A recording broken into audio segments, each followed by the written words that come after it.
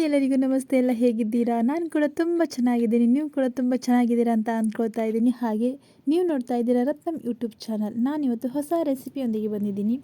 ಉದ್ದಿನ ಕಾಳಿನ ಕಿಚಡಿ ಅಂದರೆ ಉದ್ದಿನ ಕಾಳಿನ ಕಿಚಡಿ ಮಾಡ್ತಾಯಿದ್ದೀನಿ. ದೇಹಕ್ಕೆ ತುಂಬ ಒಳ್ಳೆಯದು, ತುಂಬ ತುಂಬ ತುಂಬ ಒಳ್ಳೆಯದು.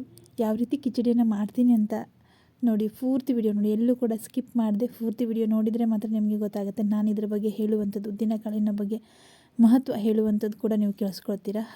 ಹಾಗಾಗಿ ಪೂರ್ತಿ ವಿಡಿಯೋ ಎಲ್ಲೂ ಕೂಡ ಸ್ಕಿಪ್ ಮಾಡಿದೆ ಪೂರ್ತಿ ನೋಡಿ ಬನ್ನಿ.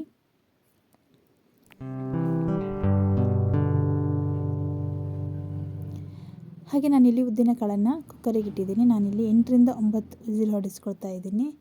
ಹಾಗೆ ಒಂದು ಪಾತ್ರೆ ಇಟ್ಕೊಂಡಿದ್ದೀನಿ. ಪಾತ್ರೆ ಕಾದ ಮೇಲೆ ಇಲ್ಲಿ ನಾನು 3 ಟೇಬಲ್ ಸ್ಪೂನಷ್ಟು ತುಪ್ಪ ಹಾಕ್ಕೊಂಡಿದ್ದೀನಿ.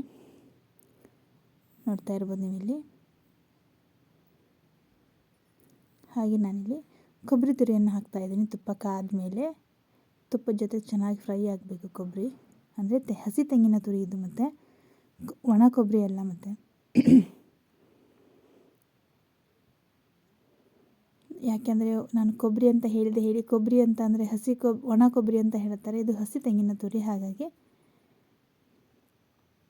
ಇದು ಚೆನ್ನಾಗಿ ತುಪ್ಪದಲ್ಲಿ ಫ್ರೈ ಆಗಬೇಕು.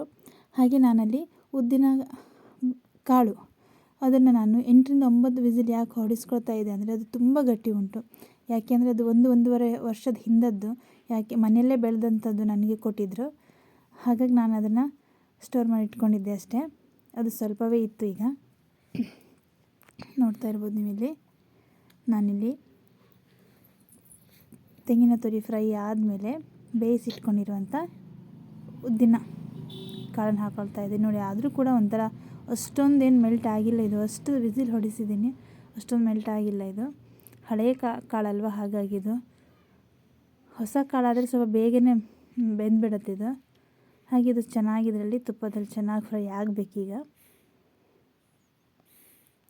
ದೇಹಕ್ಕೆ ತುಂಬ ಅಂದರೆ ತುಂಬ ತುಂಬ ಒಳ್ಳೆಯದಿದು ನಿಜವಾಗ್ಲೂ. ಅಂದರೆ ಏನಂತ ಪ್ರೆಗ್ನೆನ್ಸ್ ಆದಮೇಲೆ ಡೆಲಿವರಿ ಆಗ್ತೀವಲ್ಲ, ಆವಾಗ ನಮ್ಮದು ದೇಹದಲ್ಲಿರುವಂಥ ಕ್ಯಾಲ್ಶಿಯಮ್ ಆಗಿರೋದು, ಪ್ರೋಟೀನ್, ಐರನ್ ಎಲ್ಲವೂ ಕೂಡ ನಮ್ಮ ದೇಹಕ್ಕೆ ಕೊರತೆ ಆಗುತ್ತೆ. ಈಗ ಟ್ಯಾಬ್ಲೆಟ್ ಕೊಡ್ತಾರೆ, ನಿಮಗೆ ಗೊತ್ತಿರ್ಬೋದು. ಟ್ಯಾಬ್ಲೆಟ್ ಕ್ಯಾಲ್ಶಿಯಮ್ ಮತ್ತು ಐರನ್ ಎಲ್ಲವೂ ಕೊಡ್ತಾರೆ. ನಾನಿಲ್ಲಿ ಸ್ವಲ್ಪ ರುಚಿಗೆ ತಕ್ಕಷ್ಟು ಉಪ್ಪು ಹಾಕ್ಕೊಳ್ತಾ ಇದ್ದೀನಿ. ಹಾಗೆ ಆ ಟ್ಯಾಬ್ಲೆಟ್ ಕೊಟ್ಟರೂ ಕೂಡ ನಮಗೆ ಅದು ಅಷ್ಟೊಂದು ದೇಹಕ್ಕೆ ಇದಾಗಲ್ಲ. ಈ ಥರದ್ದು ಇದರಲ್ಲಿ ಕ್ಯಾಲ್ಶಿಯಮ್, ಪ್ರೋಟೀನ್, ಐರನ್ ಪ್ರತಿಯೊಂದು ಸಿಗುತ್ತೆ ಮತ್ತು ಇದು ತುಂಬ ಅಂದರೆ ದೇಹಕ್ಕೆ ಎಷ್ಟು ಒಳ್ಳೆಯದು ಅಂತ ಅಂದರೆ ನಮ್ಮ ಬಾಡಿಯಲ್ಲಿ ಯಾವುದಾದ್ರೂ ವೀಕ್ನೆಸ್ ಅಂತ ಅಂದರೆ ಈ ಕೈಕಾಲು ಜಗ್ತ ಅಥವಾ ಏನು ಹೇಳ್ತಾರೆ ಸುಸ್ತು, ಏನು ಕೈಕಾಲು ಅಷ್ಟೊಂದು ಶಕ್ತಿ ಇಲ್ಲ ಅಂತ ಹೇಳ್ತಾರಲ್ಲ, ಅದಕ್ಕೆ ಕೂಡ ತುಂಬ ಒಳ್ಳೆಯದು.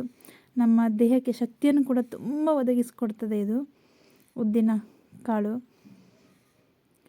ಯಾಕೆಂದರೆ ಉದ್ದಿನ ಕಾಳು ಹೆಚ್ಚಿನದಾಗಿ ಯಾರೂ ಅಷ್ಟೊಂದು ಇದು ಮಾಡಲ್ಲ. ಈಗ ದೋಸೆ, ಇಡ್ಲಿ ಈ ಥರದ್ರಲ್ಲಿ ಮಾತ್ರ ಯೂಸ್ ಮಾಡ್ತಾರೆ. ಈ ಥರ ಕಿಚಡಿಯನ್ನು ಮಾಡ್ಕೊಂಡು ತಿಂದರೆ ಅದು ಬೆಲ್ಲದ ಜೊತೆಗೆ ಕೊಬ್ಬರಿ ತುರಿ ಹಾಗೆ ತುಪ್ಪ, ಇವು 3 ಜೊತೆಗೆ ನಾವು ತಿಂದರೆ ನಮ್ಮ ದೇಹಕ್ಕೆ ಬೇಕಾಗಿರುವಂಥ ಕ್ಯಾಲ್ಶಿಯಮ್ ಆಗಿರ್ಬೋದು, ಪ್ರೋಟೀನ್, ಐರನ್ ಎಲ್ಲವೂ ಸಿಗುತ್ತೆ.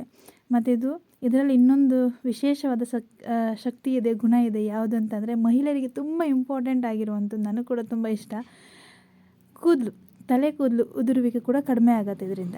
ಈ ಥರದಲ್ಲಿ ನಾವು ಫುಡ್ಡನ್ನು ತಿನ್ನಬೇಕು. ಖಾಲಿ ಯಾವುದೊಂದು ಈಗ ಆಯಿಲ್ ಹಾಕ್ಕೊಳ್ತೀವಿ, ಸ್ನಾನ ಮಾಡ್ತೀವಿ, ಏನೋ ಮಾಡ್ತೀವಿ, ನಾವು ಒಳಗಡೆಯಿಂದನೂ ಕೂಡ ನಮ್ಮ ಬಾಡಿಗೆ ನಾವು ಪ್ರೋಟೀನ್, ಕ್ಯಾಲ್ಶಿಯಮ್ ಎಲ್ಲವನ್ನು ಕೊಡಬೇಕಲ್ಲ. ಹೊರಗಡೆಯಿಂದ ನಾವು ಎಷ್ಟೇ ಮಾಡ್ಬೋದು, ಒಳಗಡೆಯಿಂದನೂ ಕೂಡ ಅದೇ ಥರದ್ದು ಕೊಡಬೇಕು. ಹಾಗೆ ನಾನಿಲ್ಲಿ ಸ್ವಲ್ಪ ಬೆಲ್ಲ ಹಾಕ್ಕೊಳ್ತಾ ಇದ್ದೀನಿ.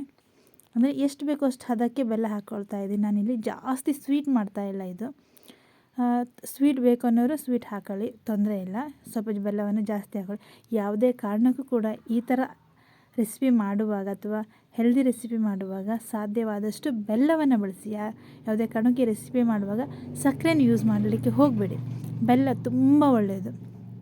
ಹಾಗಾಗಿ ನಾನಿಲ್ಲಿ ಬೆಲ್ಲವನ್ನು ಹಾಕ್ಕೊಳ್ತಾ ಇದ್ದೀನಿ. ತುಂಬ ಸಿಂಪಲ್, ಬೇಗ ಆಗೋಗ್ಬಿಡುತ್ತೆ ಇದು. ನಾವೀಗ ನಿಜವಾಗ್ಲೂ ಏನಂತ ಅಂದರೆ ವರ್ಷಕ್ಕೆ ಒಂದು 4-5 ಬಾರಿಯಾದ್ರು ಈ ಥರದ್ದೆಲ್ಲ ಮಾಡ್ಕೊಂಡು ತಿಂದರೆ ನಮ್ಮ ದೇಹಕ್ಕೆ ಕ್ಯಾಲ್ಶಿಯಮ್, ಪ್ರೋಟೀನ್ ಎಲ್ಲವೂ ಸಿಗುತ್ತೆ ನಮ್ಮ ದೇಹಕ್ಕೆ ಹೇಳಿ.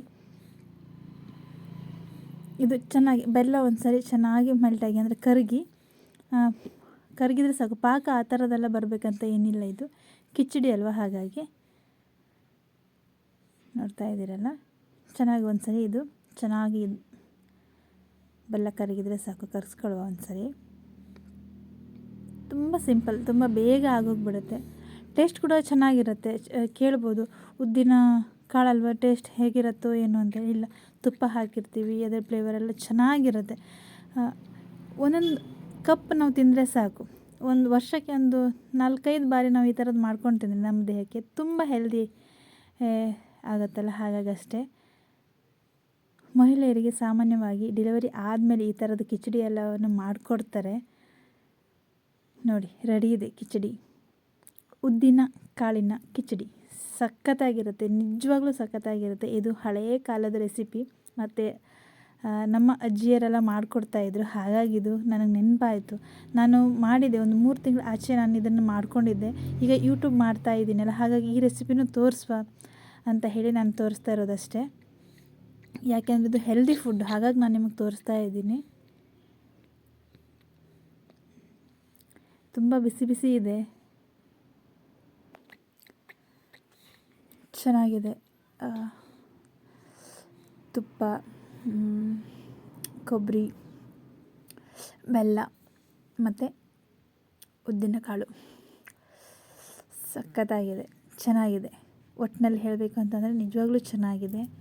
ಹಾಗೆ ಎಷ್ಟು ಚೆನ್ನಾಗಿದೆ ಅನ್ನೋದಕ್ಕಿಂತನೂ ಎಷ್ಟು ನಮ್ಮ ದೇಹಕ್ಕೆ ಒಳ್ಳೆಯದು ಅನ್ನೋದು ತುಂಬ ಇಂಪಾರ್ಟೆಂಟ್ ಆಗುತ್ತೆ. ನಾವೀಗ ಬರೀ ರುಚಿ ಹುಡುಕ್ತೀವಿ, ತುಂಬ ರುಚಿ ಹುಡುಕ್ತೀವಿ ಎಲ್ಲರೂ ಕೂಡ ರುಚಿ ಹುಡುಕ್ತೀವಿ. ಆದರೆ ಒಮ್ಮೆ ಈ ಥರದ್ದು ದೇಹಕ್ಕೆ ಹೆಲ್ದಿಯಾಗಿರುವಂಥ ಫುಡ್ಗಳನ್ನು ನಾವು ಮಾಡ್ಕೊಂಡು ತಿಂದರೆ ನಮಗೆ ಶಕ್ತಿ ಸಿಗುತ್ತೆ ಅಂತ ಹೇಳ್ತೀನಿ. ವಿಡಿಯೋ ಇಷ್ಟ ಆದರೆ ಲೈಕ್ ಮಾಡಿ, ಕಮೆಂಟ್ ಮಾಡಿ, ಶೇರ್